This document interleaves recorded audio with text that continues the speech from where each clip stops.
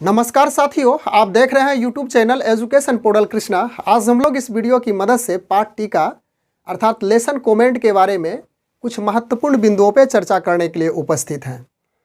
हालांकि पाठ टीका से रिलेटेड इस चैनल पे अनेक वीडियो अपलोड किया गया है।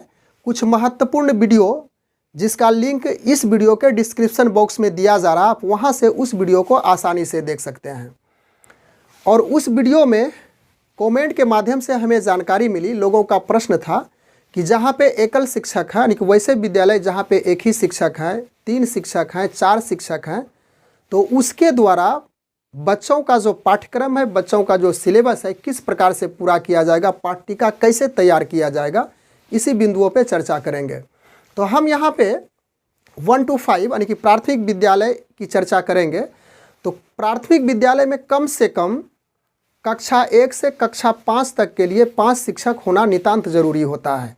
लेकिन बहुत सारे ऐसे विद्यालय हैं जहाँ पे 5 शिक्षक से कम है, 4 हैं, 3 हैं, 2 हैं, कहीं पे सिंगल शिक्षक यानी कि प्रधान शिक्षक की सहायता से भी विद्यालय संचालित हो रहा है।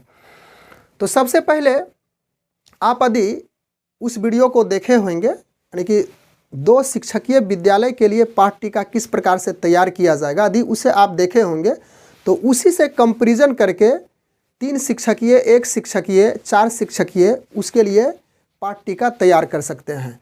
तो पाठ टीका को तैयार करने के पहले सबसे पहले आपको रूटीन बनानी होगी। तो एक बिहार सरकार के द्वारा जो रूटीन जारी की गई है, कक्षा का जो संचालन है, घंटी किस प्रकार से चलेगी, चेतना सत्र, उसके बाद पहली, दूसरी, तीसरी, चौथी कक्षा, मध्यांतर फिर होगा मध्याह्न भोजन, उसके बाद फिर मध्याह्न भोजन के बाद यानी मध्यांतर के बाद फिर कौन सी घंटी किस प्रकार से होगी, टाइमिंग किस प्रकार से निर्धारित किया गया है, उस समय सारणी के अनुसार से वह जो रूटीन है उस अनुसार से आप अवगत हैं। लेकिन जहाँ पे 2 शिक्षक हैं, या तो फिर 3 शिक्षक हैं, 4 शिक्षक हैं, या तो फिर सिंगल शिक्षक यानी कि प्रधान शिक्षक की सहायता से विद्यालय चल रहा है, तो वहाँ पे उसे स्वयं का एक रूटीन तैयार करना होगा।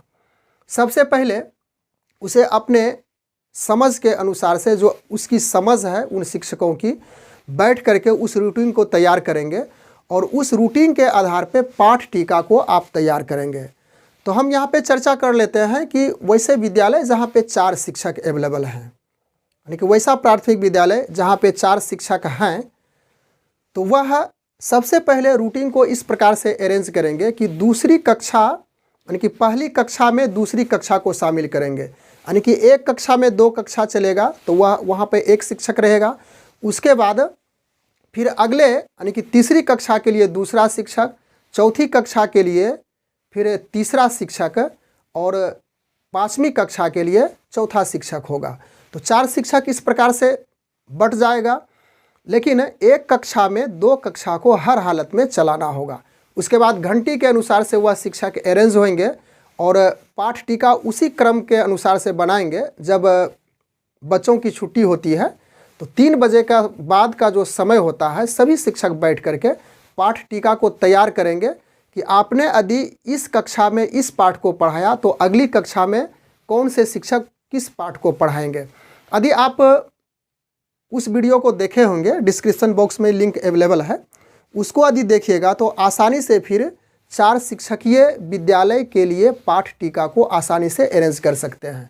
अब बात कर लेते हैं 3 शिक्षकीय विद्यालय के लिए। तो 3 शिक्षकीय विद्यालय में 3 शिक्षक अवेलेबल है, लेकिन कक्षा 5 है, तो एक कक्षा में 3 कक्षा को अरेंज करना होगा, यानी कि 3 कक्षा को शामिल करना होगा। तो इसमें पहला शिक्षक होगा, उसके बाद चौथी कक्षा में दूसरा शिक्षक, फिर 5वीं कक्षा में तीसरा शिक्षक पहुँचेगा और उसी प्रकार से फिर घंटी को अरेंज करेंगे।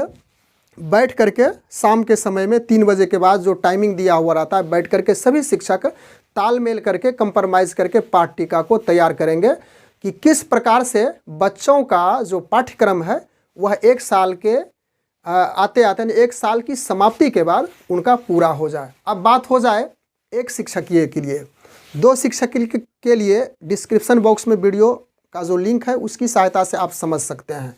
तो जहाँ पे 1 शिक्षक है, मात्र प्रधान शिक्षक है, प्रधानाध्यापक है, तो उसके लिए थोड़ी सी कठिनाई होगी कि बच्चों का पाठ्यक्रम किस प्रकार से पूरा किया जाए। तो थोड़ी सी समस्या है, लेकिन उस समस्या का सामना करते हुए उन शिक्षक को उन बच्चों का जो पाठ्यक्रम है उसे पूरा करने का भरसक प्रयास करना चाहिए। हम लोग दो शिक्षकीय विद्यालय की चर्चा किए थे, जिसमें किस प्रकार से पाठ्यटिका बनाया जाएगा उसकी बात हो चुकी है। अब हम लोग यहाँ से जब अगले वीडियो में मुखातिब होंगे, अगले वीडियो में उपस्थित होंगे, तो उसमें 3 शिक्षकीय विद्यालय के लिए पाठ्यटिका किस प्रकार से बनाया जाएगा स्पेशल उसकी चर्चा करेंगे। उसके बाद 4 शिक्षकीय विद्यालय जहाँ पे 4 शिक्षक हैं तो उसके लिए किस प्रकार से पाठ्यटिका बनाया जाएगा और उसकी रूटिंग यानी कि किस प्रकार से अरेंज करेंगे उसकी स्पेशल चर्चा करने वाले हैं। तो बस आज के वीडियो में हम लोग इतनी ही बातों को लेकर के उपस्थित थे। मिलते हैं अगले वीडियो में। Thanks for watching. Good bye.